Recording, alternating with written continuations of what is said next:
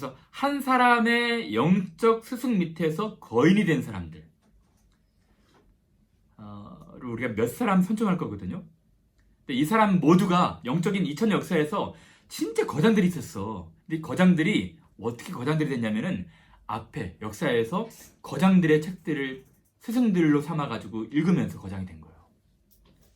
자, 보십시오. 그래서 제가 여러분들이 이 사람들은 반드시 알아야 되는 교회 역사 인물들이거든요.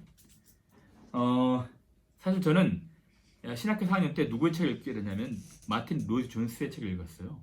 마틴 로이드 존스는 웨스트민스터 채플, 런던에 있는 채플에서 읽었던 20세기 목회자입니다. 와, 근데 저는 이 로이드 존스의 책을 읽으면서 깜짝 놀랐어요. 특히 로이드 존스의 십자가 책과 그리고 시대의 표적, 웨스트민스터 채플에서 강연한 그런 책들 읽으면서 진짜 이러한 사람들도 있겠구나 싶어서 이분들의 책을 제가 당시에 번역된 한 60여 권 책들을 다 읽은 것 같아요. 로이드 존스랑 푹 사랑에 빠져버렸어요. 지금 로마서 강해도 로이드 존스의 로마서 강해, 에베소 강해 뭐 다 있는데 로마서 강해만 해도 10몇 권이에요. 이 정도 돼. 로마서 그 짧은 한 장 갖고 이렇게 강해를 한 거야. 그걸 제가 6개월 동안 읽었어요. 근데 로마서 강해를 읽으니까 성경을 보는 시야가 확 열려버리더라고. 한 챕터마다 3시간, 4시간씩 요약하면서 노트해가면서 읽었는데 너무 신기한 경험을 하게 된 거예요. 근데 로이드 존스 책들 읽으면서 뭘 깨달았냐면은 로이드 존스가 영향을 받았던 사람을 깨달은 거야. 로이드 존스가 누구 영향을 받았냐면 조나단 에드워드. 정말 이 프린스턴 대학 초대 총장이었고 미국의 2000년 역사에서 미국의 역사에서 나올까 말까한 거장이거든요. 조나단 에드워드의 책을 우연히 중고 서점에서 봐가지고 몇 실링 주고 사가지고 거기서 이제 책을 발견하게 된 거예요. 그러니까 조나단 에드워드 책들을 다 섭렵하면서 로이드 존스가 거장이 된 거야. 그러니까 조나단 에드워드는 또 그 앞에 있는 선배들을 건드리게 된 거예요. 조나단 에드워드는 사실은 어거스틴. 그러니까 모든 분들이 다 어거스틴의 영향을 사실 받았습니다. 초대 교부. 근데 어거스틴이 루터와 칼빈, 종교 개혁가들한테 영향을 줬고, 루터 칼빈은 또 조나단 에드워드한테 영향을 줬고, 조나단 에드워드는 또 찰스 스펄전한테 영향을 줬고, 스펄전과 로이드 존스는 그 시대가 좀 크게 차이가 나진 않거든요. 이런 신앙의 거장들을 만나서 계속 그 책들을 읽어가면서 거장들이 된 거예요. 그래서 여러분, 우리가 이런 책들을 읽을 겁니다. 이런 기독교 고전 책들. 고전 책들 읽으면서 여러분들이 깜짝 놀랄 만한 경험들을 하게 될 거예요.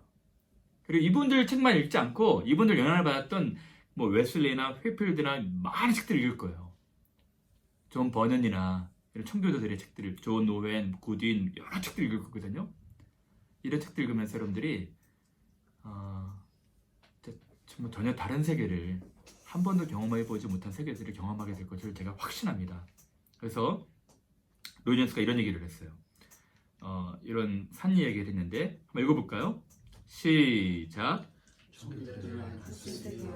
루터나 칼빈을 히말라야에 비유한다면 조나단 에드워드는 에베레스트산에 비유할 수 있습니다. 제게 있어서 그는 언제나 사도 바울을 가장 닮은 사람인 것 같습니다. 여러분, 여러분 청교도들을 잘 모르시죠? 이 잉글랜드 퓨리탄들, 이 청교도들에 대한 오늘날 오해가 너무 많은데, 청교도들은 어떤 분들이 그런 얘기를 하시더라고. 성경 밖에 살았던 가장 성경적인 사람들이었다. 마치 성경 초대교회 신자들을 방불케 할 만한 영적 거인들이었다는 거예요. 나중에도 어떤 분들이 소개하겠지만 이 청교도들 당시의 사람들의 책들을 읽어보면 21세기는 특히 19세기, 20세기, 21세기는 정말 영적 바닥의 시대 같아. 저는 그렇게 표현합니다. 오늘 이 시대는 영적 바닥이야, 바닥. 그리고 이제 바닥에서 시작하다 보면 산 정상들이 막 보이는데, 이 로이드 존스의 표현은 청교도들도 탁월하고 위대했지만 그분들을 알프스 산에 비유하자면은 루터나 칼빈의 히말라야 산. 근데 히말라야보다 더 높은 꼭대기 중에 꼭대기에 조나단 에드워드가 있다는 거예요. 여러분들이 진짜 이분들의 책들 읽으면은 숨이 턱 막힐 거야. 와, 진짜 평생을 연구해도 이분들의 그 발밑에도 가보지 못할 거야. 하나님께서 이분들 탁월하게 이분들을 사용하신 분들입니다.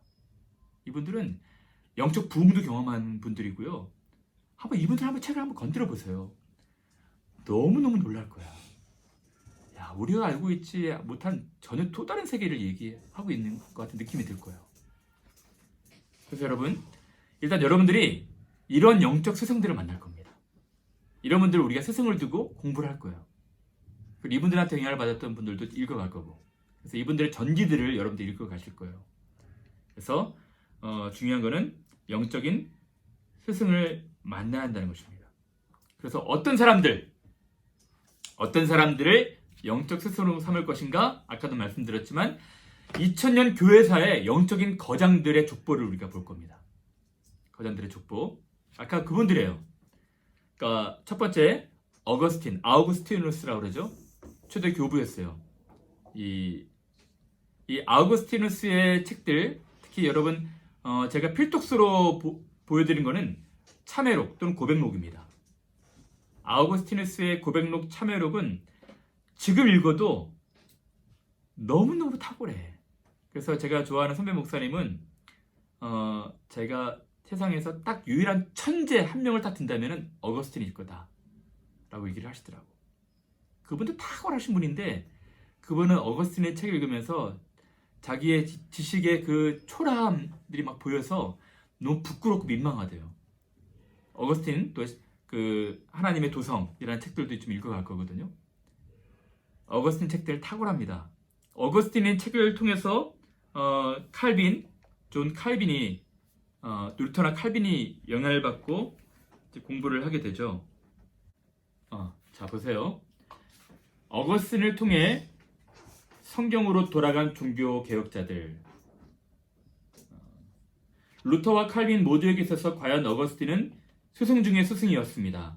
루터와 칼빈 모두 1000년이라는 시간의 간격을 훌쩍 뛰어넘어 어거스틴이 남긴 저작들을 통해 어거스틴의 수지자들이 되었습니다. 루터와 칼빈은 모두 어거스틴이 남긴 저서들을 깊이 읽고 연구함으로써 자신들의 삶과 신앙과 신학을 건축할 수 있었던 것입니다. 이를 조금 더 자세하게 살펴보도록 하겠습니다. 루터가 어거스틴을 만난 것은 참으로 운명적인 만남이었던 것 같습니다. 49세 때 루터는 한 친구에게 이렇게 말했습니다. 나는 어거스틴의 책을 읽었다기보다는 거기에 빠져버렸지. 루터는 1515년 가을부터 로마서 강의를 하고 있었다. 당연히 그는 바울의 말을 이해하는데 어거스틴의 힘을 빌고 있었다. 사도 바울과 어거스틴에게서 그는 내적인 확신을 찾을 수 있었다. 그는 바울과 어거스틴을 읽고 또 읽었다. 마침내 루터는 어거스틴의 사상뿐만 아니라 문체에도 전문가가 되어 어거스틴의 이름이 붙여진 작품의 진위를 가려낼 정도가 되었다. 또 어거스틴의 스승으로 삼은 칼빈이 볼 때 교회 전통 속에서 최고의 자리는 어거스틴의 것이었다. 그는 일생 동안 어거스틴의 작품을 더욱 깊이 읽고 폭넓게 이해하는 일을 게을리지 하지 않았던 것 같다. 그는 자신의 가르침은 이미 어거스틴이 가르친 것이라고 수없이 말했고 어거스틴의 주장에 전적으로 동감이라고 거듭말하며 같은 주장이라도 기왕이면 어거스틴의 용어를 사용하고 자기 대신 어거스틴이 말하게 했으며 자기 말보다 어거스틴의 말을 듣는 것이 낫다고 했고 어거스틴이 훨씬 무게가 있다고 거듭말하곤 했다. 그렇죠? 이런 분들입니다. 어거스틴의 책들은 여러분들 읽으실 거예요. 자, 다음에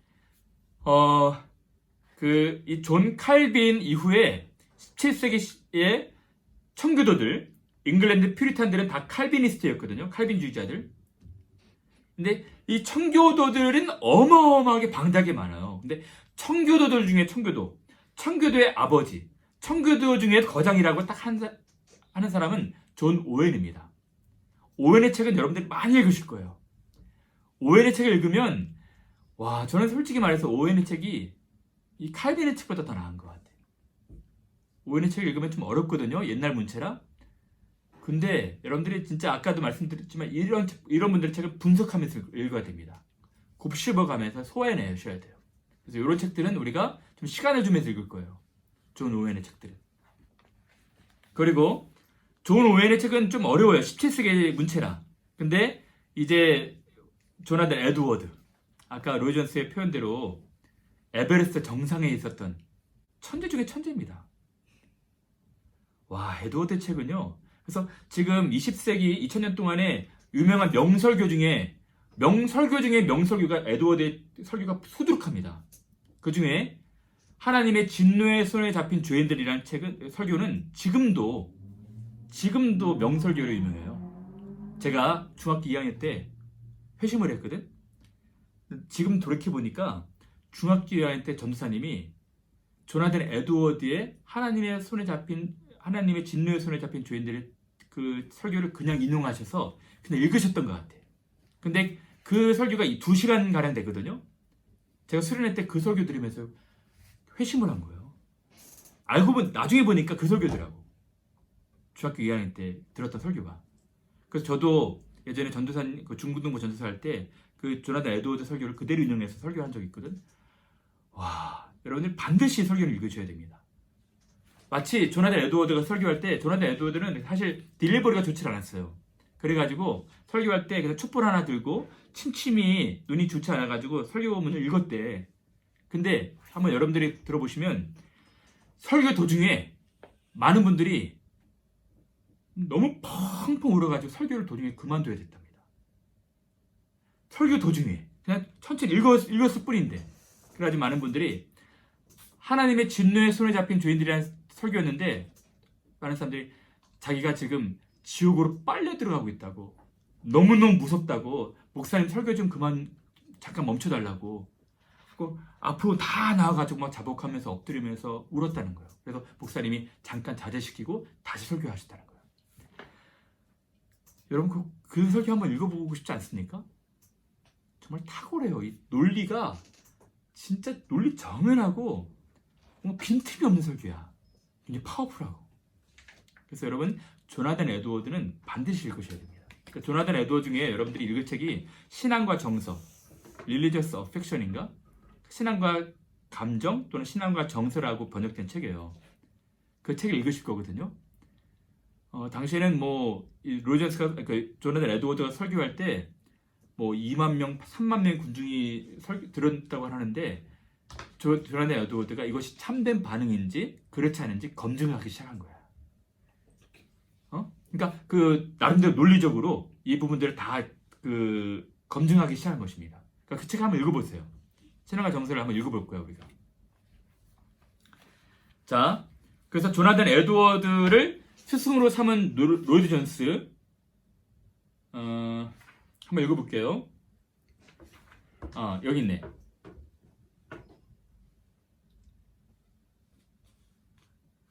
나는 1929년 카디프에 있는 존 에반스의 서점에 들르게 되었다. 이 로존스의 얘기입니다.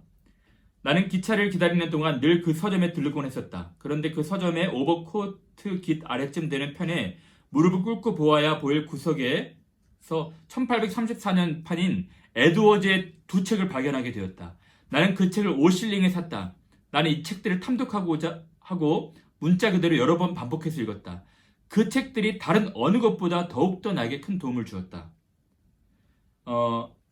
보세요. 나는 내 경험으로 볼 때 내 목회 초년기에 조나단 에드워즈의 설교를 읽음으로부터 얻었던 도움이 측량할 수 없을 정도로 크다는 것을 간단하게 예측할 수 있었습니다. 물론 그의 설교뿐만 아니라 18세기 미국에서 일어난 대부흥을 일으킨 그의 행적도 마찬가지였습니다.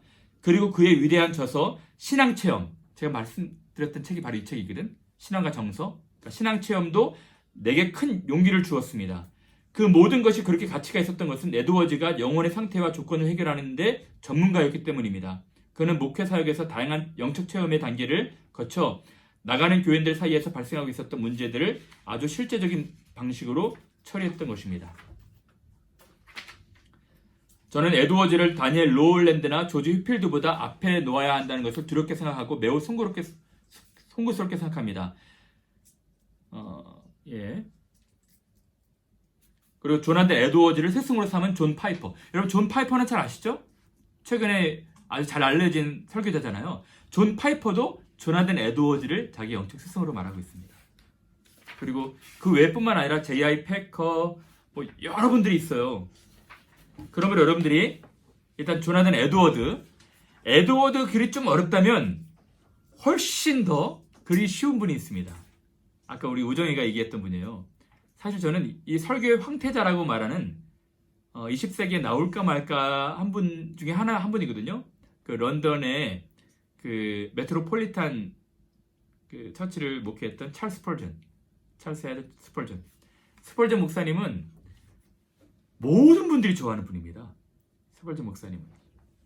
근데 여러분, 너무 놀라운 사실을 제가 말씀드릴까요? 스펄전이 우리 교회에서 지금 우리가 있는 교회 세인트 앤드루스 바프티스트 처치에서 2년 동안 있었어. 15세부터 17세까지. 여기서 주일학교 교사를 했어. 또 레이 프리처를 하고. 저는 처음에 여기 와서 스펄전이 여기 있었던 것들을 보고 깜짝 놀랐어요. 스펄전이 그리고 여기서 첫 설교한 그 창고도 여기 체리인턴에서 조금만 더 가면 있고요.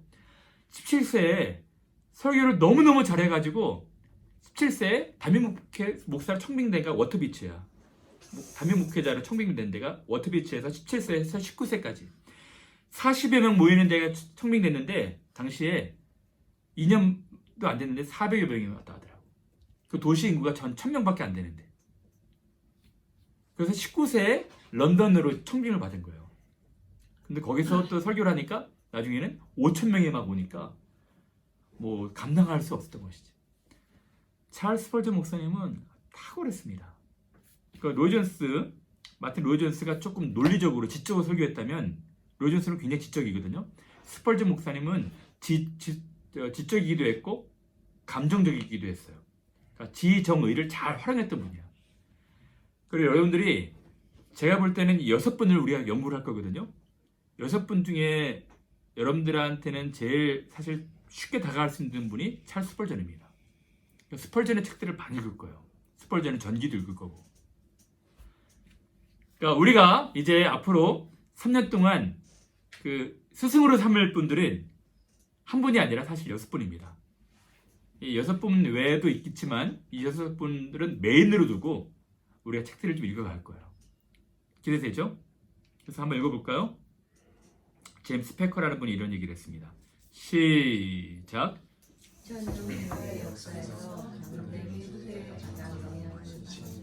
영웅들, 그중 17세기의 청교도들을 공부하라.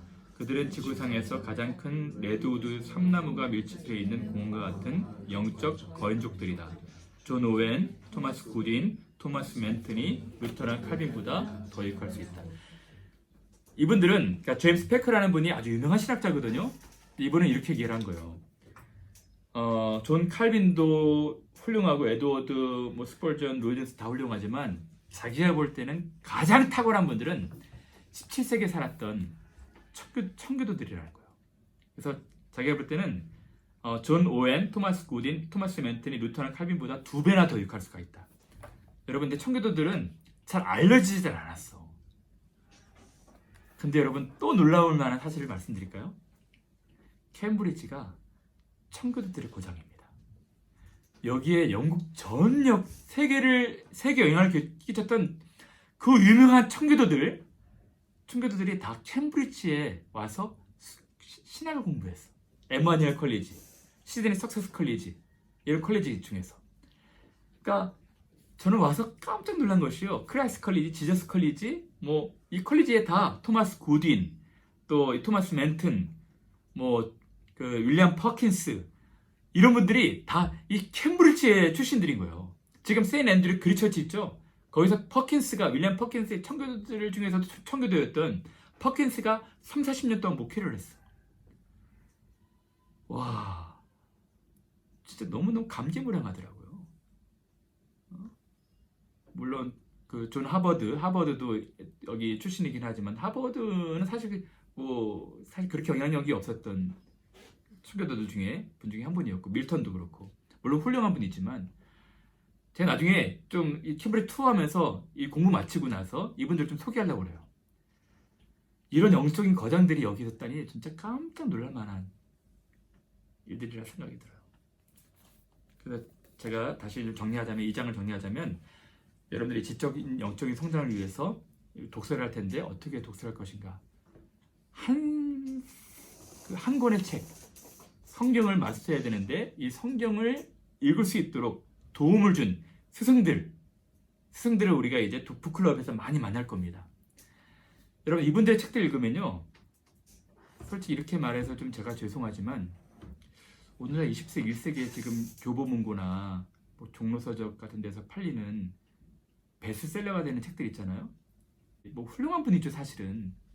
뭐 여러분들 제가 나중에 계속 소개하겠지만 그 훌륭한 분들이라고 베스트셀러로 팔리는 책들이 있는데 진짜 여러분들이 이 깊이 차원에서는 너무너무 다르게 느껴질 거예요. 사실 그분들도 이분들한테 영향을 받았던 분들인데 조금 제가 볼 때는 너무 얕아. 그래서 여러분들이 진짜 고수를 만나는 거예요. 고수를.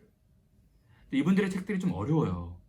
어려운데 이분들 책들을 하나씩 분석해가면서 읽어가기 시작하면은 제가 볼 때 저도 좀 어려웠거든요. 처음에는. 근데 5권, 10권 넘어가니까 쉬워지더라고. 책들이. 그러니까 이분들을 이해하게 되니까 전기들을 먼저 읽을 겁니다. 여러분들이. 전지를 읽고 나서 보니까 이분들이 너무너무 쉬워지는 거야. 너무 흥미롭고 너무 재밌는 거야. 근데 한 가지 제가 이 2장을 마치면서 좀 걱정이 되는 부분을 좀 말씀을 드릴게요. 뭐냐면 사실은 제가 한국에서는 목회를 할 때 정말 청년들한테 기회가 되는 대로 이 책을 소개하고 북클럽을 많이 운영을 했거든요. 근데 제가 이 북클럽을 딱 중단한 이유가 있었어. 이런 책들 읽으면 사람들이 지적인 교만이 찾아오기 시작한 거예요. 너무너무 이 책들을 좋아하게 되면서 너무 교만해지는 거예요, 사람들이. 그래서 나중에는 굉장히 제가 후회를 했다니까. 그러니까 우리가 빠진 함정이 뭐냐면은 그런 책들을 읽어가면서 그분들의 신앙이 우리의 신앙처럼 오해를 하는 거야. 착각을 하는 거야. 그분들을 읽어가면서 우리도 변화가 돼야 되는데 우리가 변화는 되지 않고 지적으로만 계속해서 커지니까 다른 사람들을 다 판단하고 정죄하고 그런 약점들이 좀 있더라고요. 제가 그분들 찾아가서 좀 미안하다고 했습니다. 그리고 그렇게 균형이 잡히지 않은 독서 방법은 좋지 않다는 것을 알게 됐어요. 그래서 제가 한 번은 그런 실수가 있었으니까 여러분들과 함께 읽을 때에는 정말 조심하려고 그래요. 그래서 아는 선배 목사님이 그런 얘기를 하시는데 여러분들 한번 청교도들을 만나잖아요. 그럼 정말 청교도를 너무너무 좋아하게 될 텐데 어떤 분이 그런 얘기를 하시더라고. 자기는 청교도들은 좋은데 청교도를 좋아하는 사람들이 싫다는 거예요. 이게 무슨 말이냐면 청교도들이 빙산의 일각만 본 거예요. 청교도들이 진짜 어마어마 큰 거대한 산인데 그 떠있는 이 빙산의 일각만 보고 자기가 청교도를 다 이해한 것처럼 생각을 하면서 남들을 판단하고 정죄하는데 진짜 청교도들은요 굉장히 사랑이 풍성했던 사람들이었습니다. 그러니까 한 면만 보고 전체를 이해한 것처럼 교만해지는 거야. 그래서 제가 여러분들한테 자주 그 균형 잡힌 독서법을 가르쳐 드리면서 우리가 지적인 교만에 빠지지 않도록 좀 경계를 좀 하려고 그래요. 어쨌든 여러분들이 이런 책들을 만나면 정말 여러분들이 제가 확신합니다. 깜짝 놀랄 만한 유익들을 누릴 수 있을 거예요. 처음에는 좀 어려울 거예요. 근데 여러분들이 열심히 잘 읽어주시길 바라요. 아시겠죠? 네.